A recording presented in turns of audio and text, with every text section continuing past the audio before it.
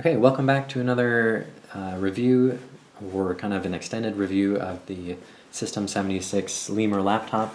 I have somewhat renamed it. It's the System 7 underscore because these are stickers. You can take them off. Of course, that means you can kind of grade or customize your system. So I guess, yeah, that'll be my customization, that it's System 7 underscore. Yeah, so overall the computer is really nice. It's a lot of fun to work with. It's one of those things where here I'm going to load up a game, Octodad. I'm just running it on a laptop, so this isn't, you obviously would prefer a mouse with this sort of thing. But it works okay. It's one of those things where this isn't a gaming laptop, but if you run things on lowest settings and stuff, it should be okay. And there might be a way to do this full screen kind of at that resolution. But I think there's something kind of a little bit goofy with my driver or something. Anyway, so this is just kind of a cute game. I recommend it just for the humor, but it's also fun to play.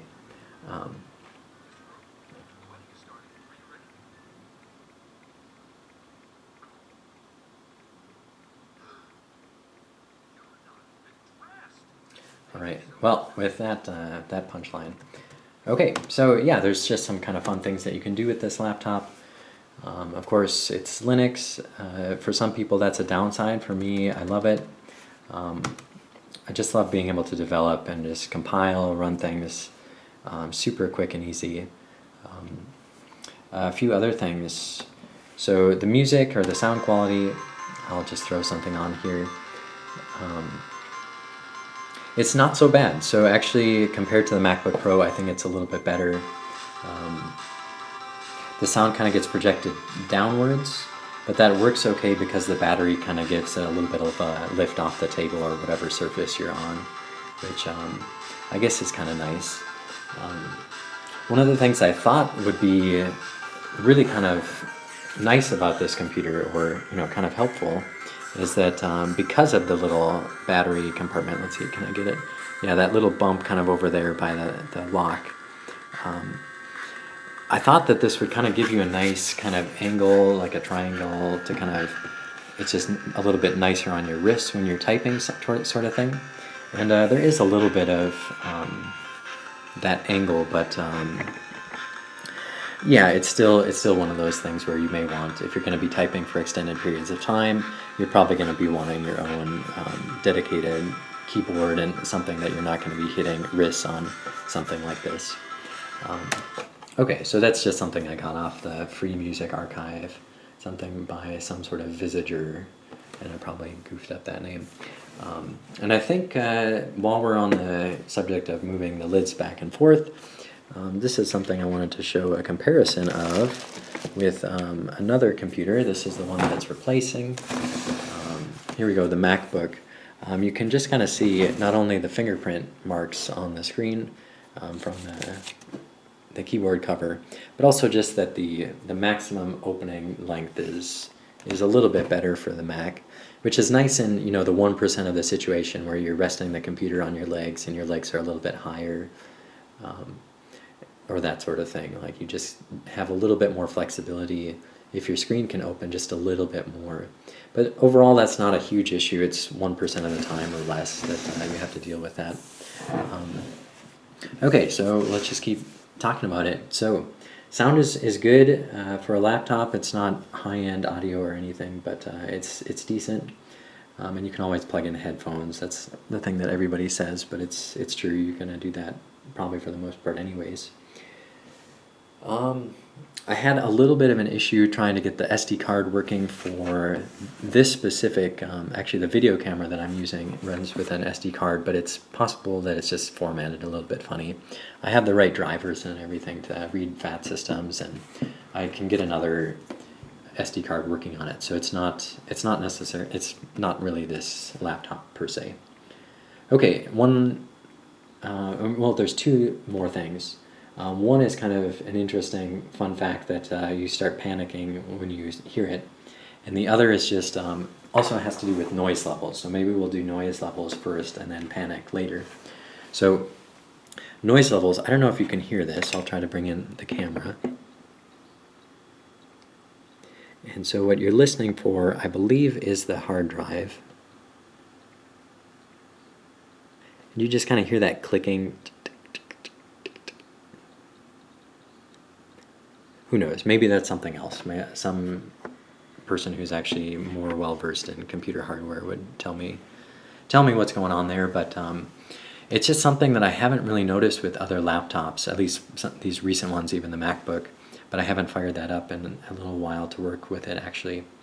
But it's one of those things where you don't really want to hear kind of these clicking noises, especially if if it's quiet in the house or that sort of thing. It's just one of those things, if sound bothers you in just kind of these slight ways, you either need to throw on some music or put some headphones in and just kind of blank out the noise to work with it. So maybe it's the hard drive, maybe it's something else, but whatever it is seems to be here on the right side of the computer. Yeah, anyway, so that's just kind of a weird thing.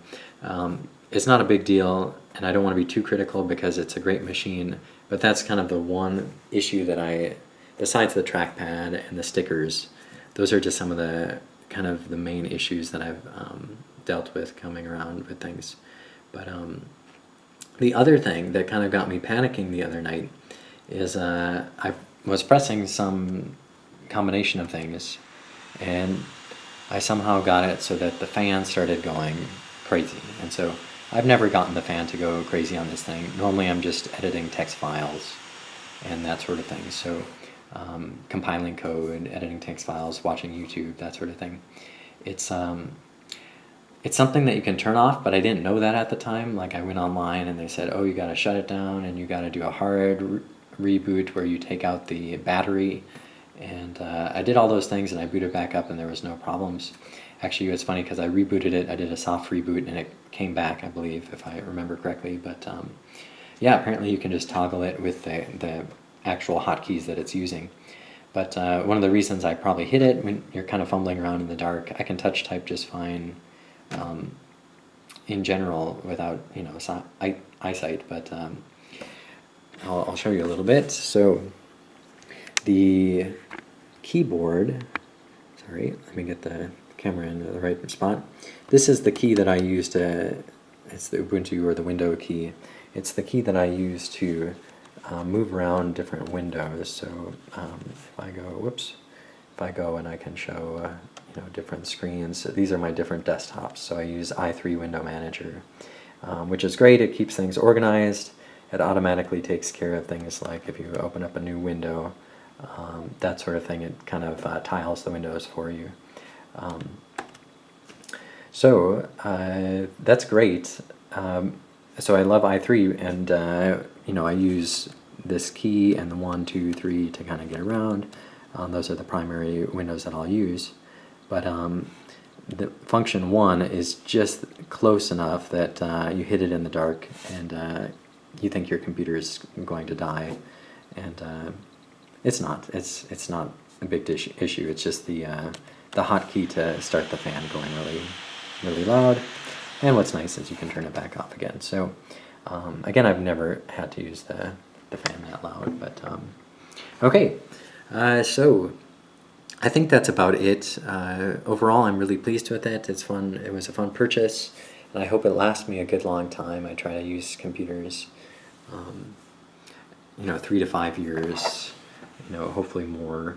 But yeah, it was just time to upgrade, and this is a really nice computer. So thanks for your time. Thanks for watching.